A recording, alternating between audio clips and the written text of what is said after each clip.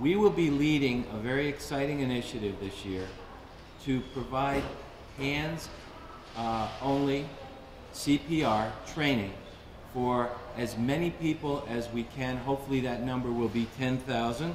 And by doing so, we will be setting a new world's record. We have organized the Hands for Life, and you've seen the posters. They will be everywhere very shortly.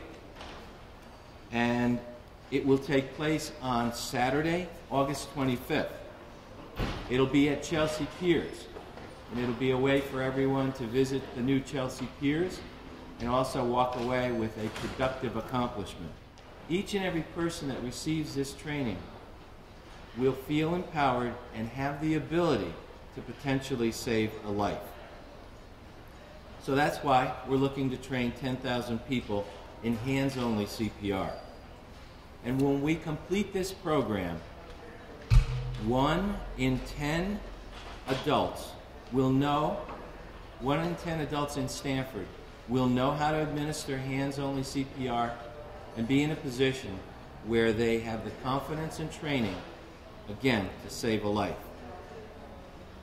We're encouraging all adults, 16 years or older, to participate, to come out on August 25th, come to Chelsea Piers, and become a lifesaver. So we created this event, this world record-breaking event, in order to try to train as many people as possible, to bring us together as a community so that we can say with one voice that this is something that everyone can easily learn, that everyone can easily do, and indeed that everyone should do. I was sitting in my living room, the same place where I had the first arrest, and I was with a friend of mine who had flown in from California when he heard about the first attack. And we were talking to another friend of mine who's my fishing buddy, and all of a sudden I just went down. Luckily, my friend from California is highly trained in CPR, actually trains other people in it.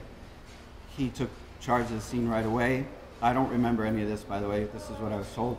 I was down, I was out, I was unresponsive, I was turning blue, and he started chest compressions right away, and he had my other friend keep my airway open.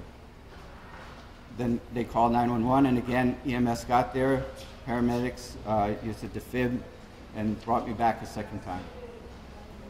So again, you know, the importance of somebody being with you that knows CPR at the time of your attack is critical. Without it, either time, I wouldn't be standing here today. So thank you for letting me share my story. The first thing you do is always call 911, because the most important thing is actually going to be getting that defibrillator to you as quickly as possible, which is one of the side things that we're doing as well, is trying to get defibrillators in as many public places, because the quicker the time to defibrillation, the more likely they are to survive.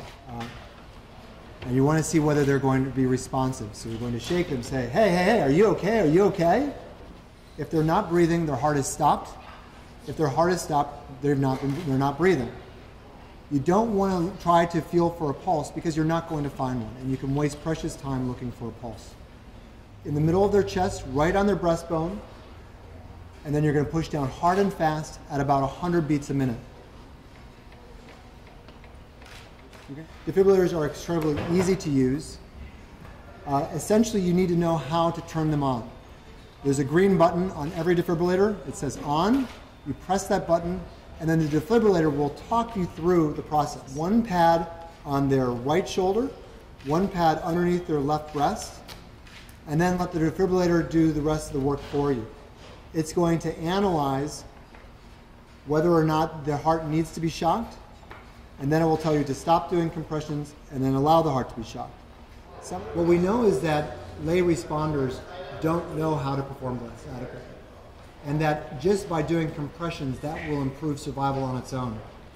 So we realized that we can train many, many more people to do compression-only CPR, that they're going to be much more likely to use it by doing something that's simple, that they're not afraid of, that's not quite as intimate or icky, and it's easier.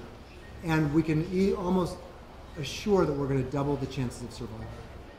Please tell your friends, your family, anybody that you know to please come out to Chelsea Piers and participate with us. I promise you it will be a rewarding experience. Thank you all for coming, and we'll see you soon.